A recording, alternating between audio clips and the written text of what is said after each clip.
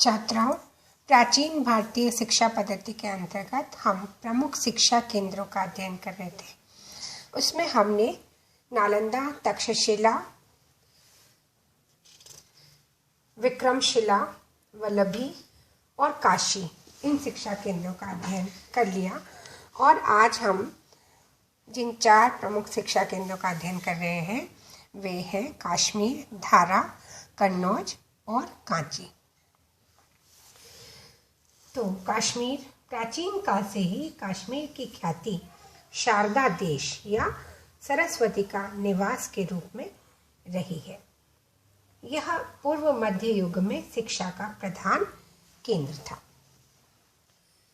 यहाँ दर्शन, साहित्य, न्याय, ज्योतिष, इतिहास आदि के अनेक प्रतिभा संपन्न विद्वान हुए थे, जिन्होंने साहित्य और संस्कृति के अनेक ग्रंथों की रचना की थी।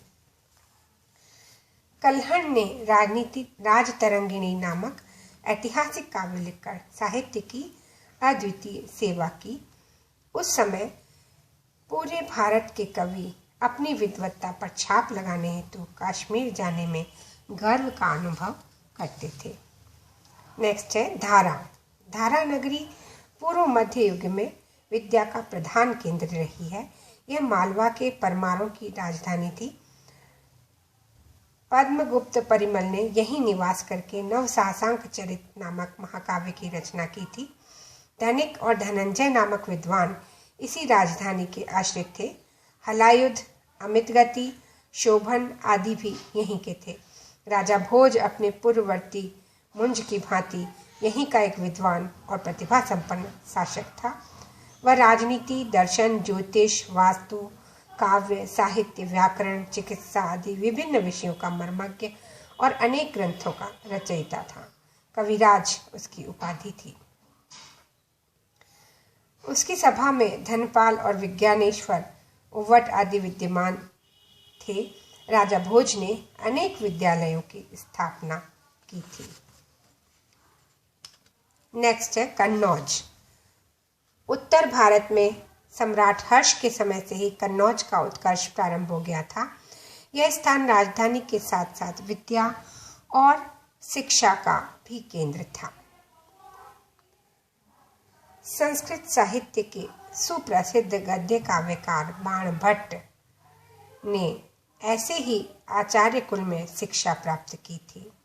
हर्षवर्धन स्वयं अनेक ग्रंथों का रचयिता था। बौद्ध और हिंदू धर्म के मध्य कन्नौज में ही दार्शनिक शास्त्रार्थ हुआ था। प्रतिहारों के युग में भी कन्नौज उसी प्रकार का शिक्षा का केंद्र बना रहा।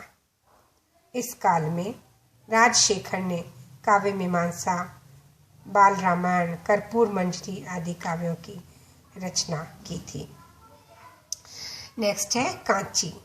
दक्षिण भारत में विद्यमान कांची पल्लव वंशीय शासकों के नेतृत्व में एक महान शिक्षा केंद्र बन गया था।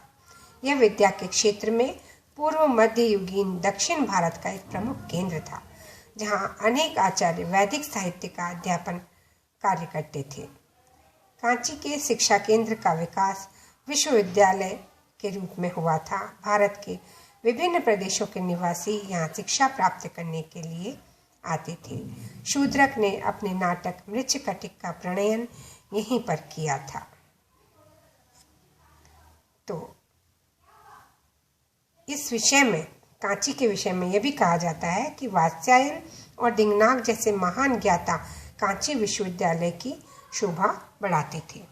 तो छात्राओं, ये हमने प्रमुख शिक्षा केंद्रों का अध्ययन किया।